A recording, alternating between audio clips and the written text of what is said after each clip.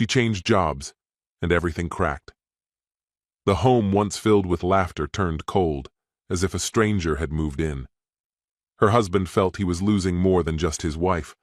The very reality in which they were a family was vanishing. There was something new in her eyes. Distant, haughty, disturbingly confident. Simple conversations turned into interrogations. Familiar gestures became grounds for accusation. He didn't yet know that behind this shift lay more than just stress or fatigue. When the truth began to seep through carefully veiled hints and half-truths, it became clear there was no way back. But the most unexpected part was still to come, when those who once seemed like background figures began to play leading roles in destroying everything he was trying to save. Hello, my friend. I'm so glad you stopped by my channel. If you're here for the first time, don't forget to subscribe and share this video with your friends or family. It really helps my channel a lot. Please tell me in which city or country you watched this video. I value every one of your comments. So, let's get started. Honestly, I never saw any of this coming. For years, I returned to the same partner, the woman I imagined I'd share my whole life with. Then, out of the blue, she began to transform. And this wasn't the slow, natural evolution that happens to everyone as time passes. No, this was a total reversal. Everything shifted when she started a new job about 5 months back. Initially, I was genuinely thrilled for her. It seemed like a positive change. She'd be out in the world more, meeting people, doing work she was passionate about. I expected her to come home with amusing stories from the office or chat with me about her day the way she always did. But gradually, things started feeling off. She got close to a new set of colleagues, and I really did try to be encouraging. She had every right to her own friends and independence. But these people were nothing like those she used to surround herself with. This new crowd seemed to stand against the foundation we'd spent years building. These so-called friends, they weren't upbeat or supportive. Instead, they championed this narrative that all men were the problem, that men were by default oppressive or controlling. Even simple acts like holding a door open were twisted into something negative. At first, I shrugged it off, chalking it up to a strange sense of humor. But after a while, I could see my wife was changing fast. Small gestures she once valued suddenly became points of contention. For example, I'd bring her coffee in the morning, like I always had, but now, instead of smiling, she'd glare at me or argue that she wasn't dependent on anyone. It felt like every nice thing I did was suddenly seen as some kind of insult, and this wasn't just an isolated incident. This dynamic became our new normal. Every day we'd end up in an argument over the tiniest things, and I began to tiptoe around my own home, never knowing what might trigger her next.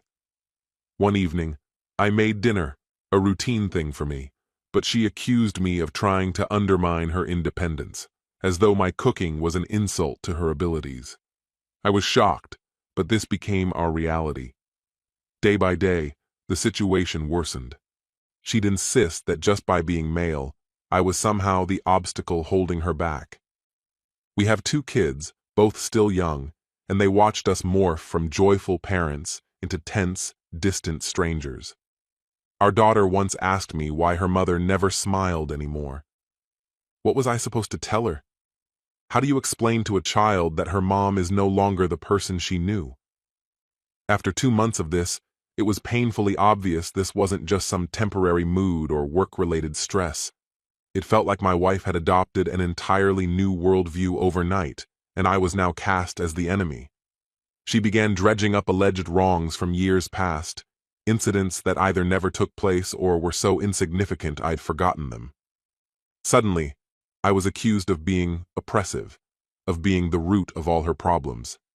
Whenever I tried to defend myself, she'd accuse me of being defensive, supposedly more proof that I was guilty. I wish I could say I handled things well, but honestly, I was completely overwhelmed. The woman I loved and married was gone, replaced by someone intent on destroying everything we'd shared. Every day, I'd come home bracing for whatever fresh accusation or argument awaited me. It wore me down, and I kept questioning what I could have possibly done wrong. But in truth, all I'd done was just be there.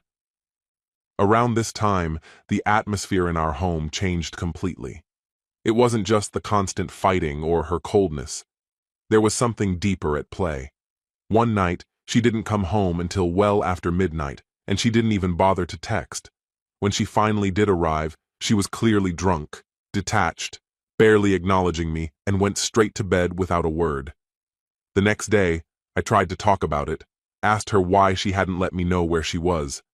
She lashed out, accusing me of trying to control her and insisting I was overanalyzing everything. This became a pattern. She'd vanish without notice, return distant and cold, treating me like I was just an inconvenience.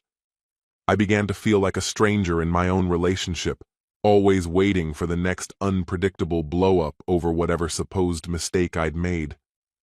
Eventually, I couldn't shake the feeling that something much bigger was going on.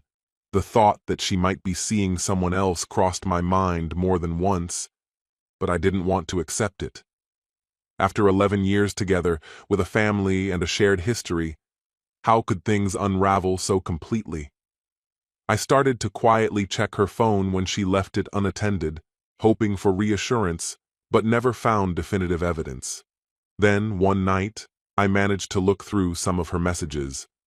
That's when I saw texts between her and one of her new friends, discussing how she would talk to me about opening up our relationship. At that moment, it all clicked. She was already involved with someone else. She never confessed any of this to me directly. Instead, she tried to slip it into a casual breakfast conversation, as if it were no big deal. She asked, "How would you feel about an open relationship?" But I was prepared. I'd already seen the messages. I didn't react the way she expected. I recorded our conversation to protect myself and went straight into questioning her. I asked her directly, "Who is he?" She stared at me blankly, pretending not to understand, but I pressed her. "You're seeing someone else. Don't talk down to me." At first, she tried to deny everything, then played it off with a forced chuckle, but I could see the cracks forming in her facade. Eventually, she admitted to having slept with 2 different people for just a night, as if it was nothing of consequence. I wasn't yelling or losing my temper. I just needed the truth. When I pressed her further, she ultimately revealed she'd gotten involved with someone from her job. She insisted she had every right to continue seeing him if she pleased, and, unbelievably, claimed it was actually a positive thing for her. I was left speechless. My wife, the mother of my children, was telling me to my face that she had no intention of ending her affair. To make matters worse, she even offered to introduce me to one of her friends, suggesting that this twisted arrangement could be best for everyone, and that happiness was still possible for us if only we accepted it. The way she looked at me, as if she were giving me some sort of gift, was surreal. In that moment, I realized she felt no remorse, and any respect she once had for me was gone. I withdrew into silence, retreating into my office and sitting there in the darkness, determined to uncover the whole story. I downloaded a program that could recover deleted messages, installed it on her phone, and finally saw the truth she'd hidden from me. The texts, the pictures, the unmistakable proof. It was all there, and somehow even worse than I had feared. When I confronted her again, I still wasn't shouting. I didn't break down or plead for anything. All I wanted was the truth, both for my own sake and for whatever dignity was left in our relationship. She had already done so much damage, but I still needed to know if there was even the slightest bit of regret in her. I calmly repeated my question, "Who is he?" For an instant, I thought she might finally be honest, but she quickly reverted to denial, pretending she had no idea what I was talking about. That last bit of self-control I was clinging to broke. I looked her in the eyes and told her directly, "Don't lie, I already know everything. Just be straight with me, tell me who you've been with." That's when her defenses started to crumble. She admitted again to seeing a couple of men but tried to minimize it, calling it just fun, no more meaningful than meeting up with colleagues. I pressed her about her coworker, and eventually, she admitted it was more than a fling. It had lasted weeks, and in her mind, she hadn't done anything wrong. Then she said the words that truly shattered me. She planned to keep seeing him. Her complete lack of shame was overwhelming. She kept repeating that it was something good for her, and insisted that I had no right to dictate her choices. When I pointed out how selfish and disrespectful her behavior was, she turned it back on me, accusing me of being possessive and controlling. That became her shield. She claimed this was about escaping the limits of marriage. She began ranting about how I'd never supported her, how our life together had always made her feel trapped. After more than a decade, I was suddenly painted as the villain. She spoke to me as if I were a stranger, or worse, her enemy. She even suggested that maybe I should start dating her friend, insisting that might be better for me too. She said it with a smug look, as if she was doing me a favor by offering me a consolation prize. She made it clear she saw herself as the one in charge now, and I was just expected to go along with whatever new arrangement she wanted. Standing there, I barely recognized the woman in front of me. It was as if the person I'd loved was gone, replaced by someone who was mocking the life we had built. I refused to let her degrade me any further, so I demanded her phone. She scoffed at first, acting like she had nothing to conceal. I kept my expression neutral until she finally handed it over, probably assuming I would just return it. I shut myself in my office again, ran the recovery tool, and watched as it unearthed everything she thought was gone. What I found was even more devastating than I had feared. There were secret plans, rendezvous, conversations about me, things she had confided in him and in her friends. She'd done her best to erase it all, but there it was, undeniable. After about 30 minutes, I gave her back the phone. She must have sensed that everything had changed, because she immediately tried to explain herself. But I was done listening. I asked her to leave. She erupted, yelling that I was being controlling, that men always tried to dominate women's lives, and that I had to accept her choices. I didn't say another word. I just began gathering her belongings as she screamed. I was finished. As I led her to the door, I told her she was free, that nothing would tie her down anymore. I said I'd be contacting my lawyer in the morning. Before she could respond, I closed the door behind her. In that moment, I realized something without a doubt. I could not spend another day living under the same roof as someone who held so little respect for me or our family. The life we'd shared was over, and she could pursue whatever freedom she wanted, just not with me. In the days that followed her departure, I replayed every word, every lie, every insult, trying to understand how everything could unravel so fast. But there were no answers. Nothing could explain how she could throw away more than a decade together so carelessly. If she could dismiss me and our family that easily, I refused to just stand by and let her act like it was acceptable. I decided to take a stand. I wanted her to know I wouldn't just sit quietly and take it.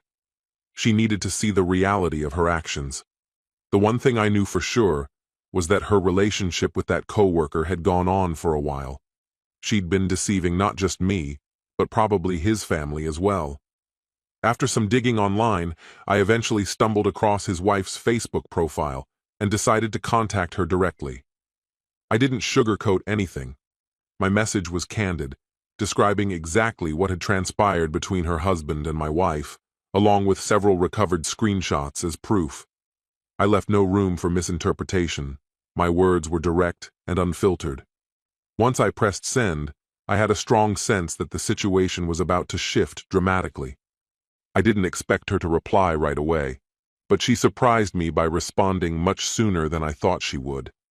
Her response was a mix of disbelief and devastation, yet she thanked me for being straightforward and even confessed that she'd had her own suspicions for a while.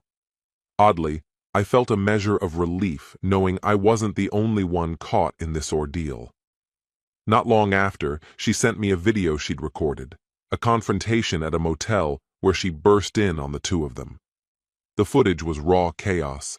Her voice rang out, catching them completely off guard as my wife scrambled to get dressed and stumbled through her excuses. Watching it was pure torment. Still, there was a strange sense of justice to it all.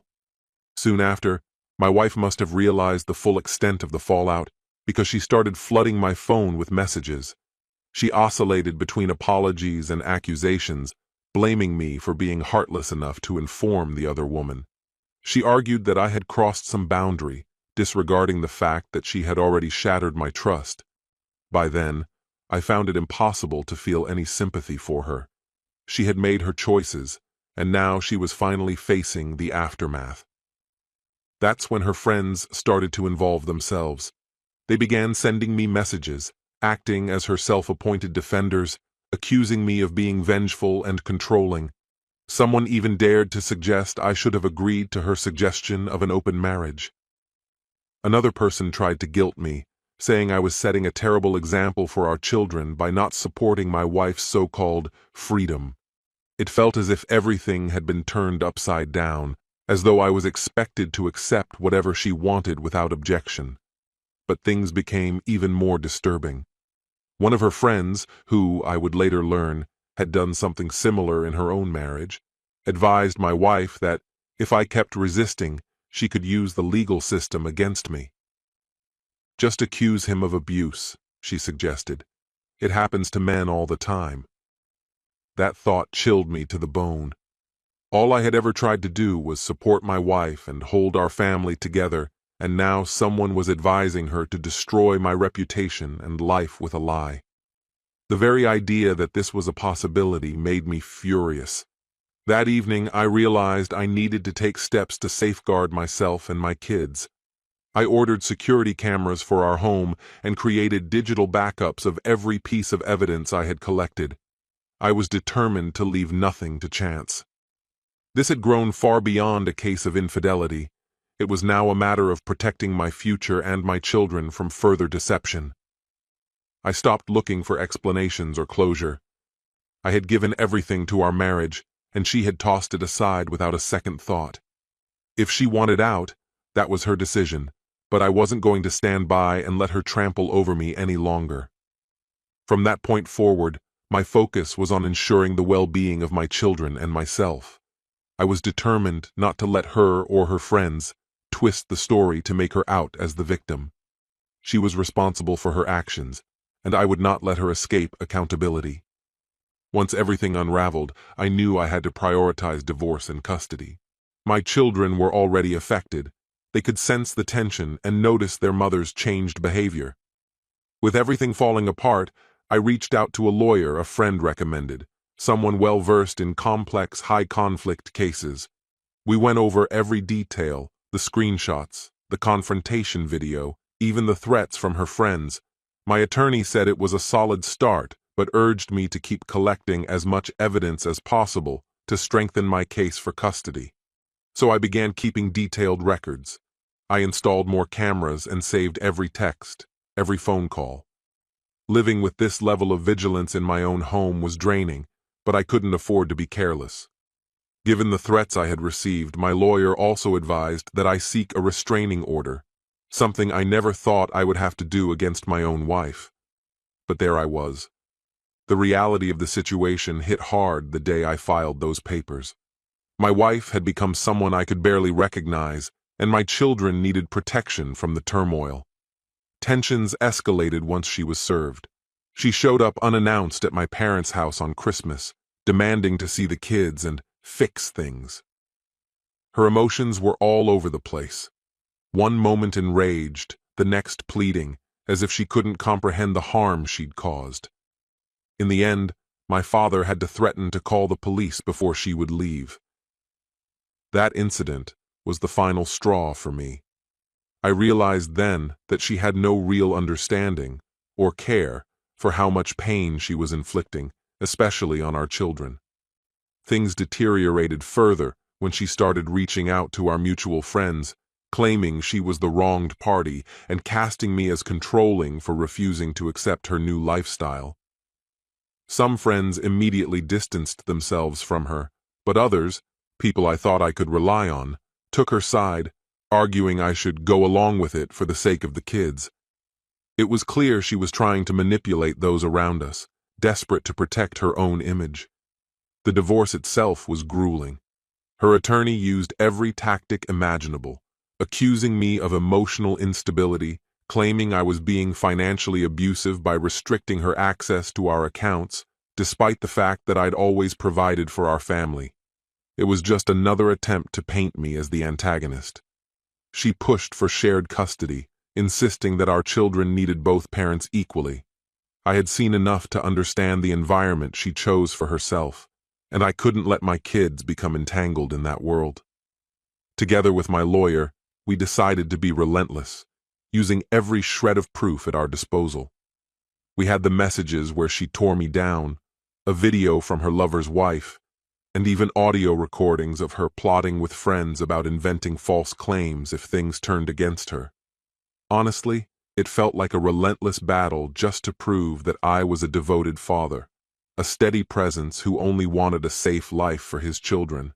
Each appearance in court, every meeting with my attorney, I had to refocus on what truly mattered. This wasn't about vengeance or about coming out on top. My sole intention was to protect my children from the person she had become. When the custody ordeal finally concluded, I felt like the experience had aged me a decade. Still, I knew I would withstand anything if it meant my kids could grow up in a safe and nurturing home. In the end, her own self-destructive decisions worked against her, and my lawyer was certain that things would go our way. But this victory wasn't the kind I'd wished for.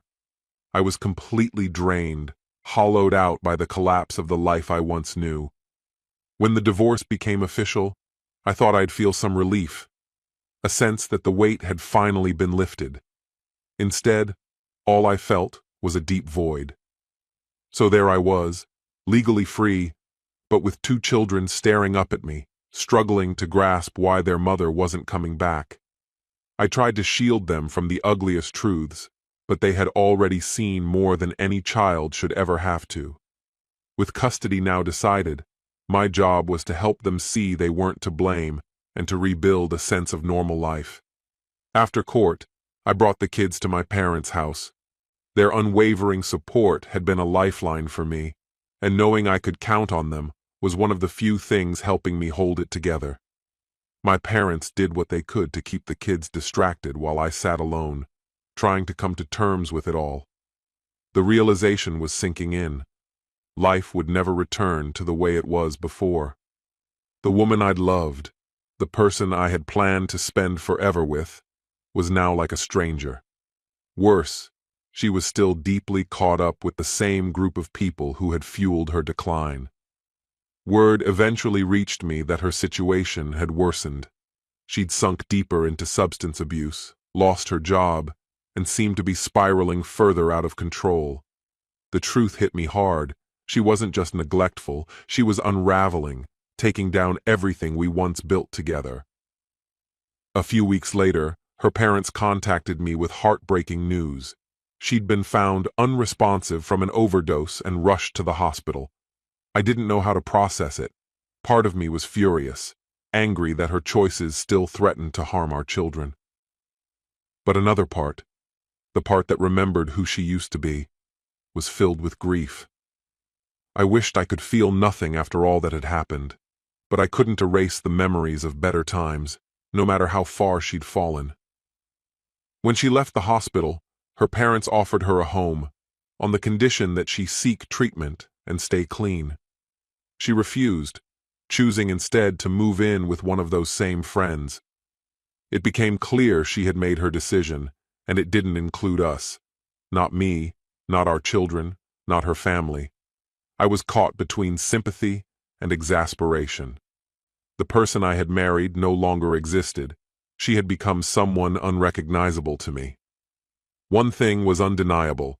My children desperately needed stability. I began establishing routines for us, waking early to make breakfast, getting them ready for school, and doing my best to keep the home environment positive. Friends, family, and even former colleagues checked in regularly, always offering support however they could. They reassured me time and again that I was doing everything possible, that I wasn't at fault, even when self-doubt crept in. But I couldn't afford to dwell on those feelings.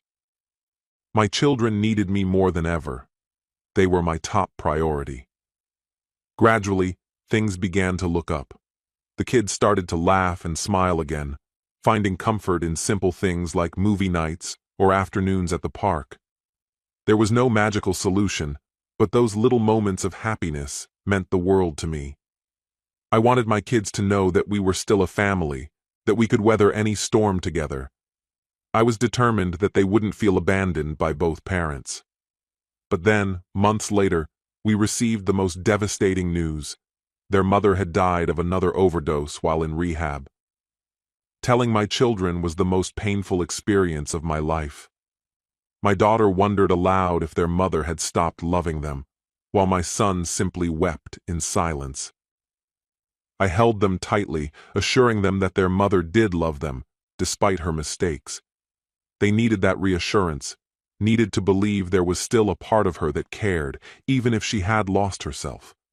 Looking back, I'm still stunned at how quickly everything fell apart.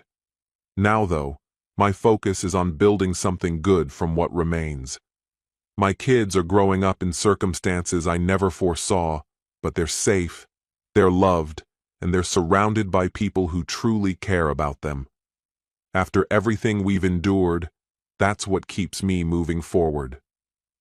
This story has come to an end. What's your opinion? Share it in the comments, my friend.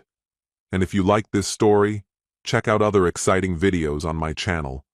I'll say goodbye until the next video. See you.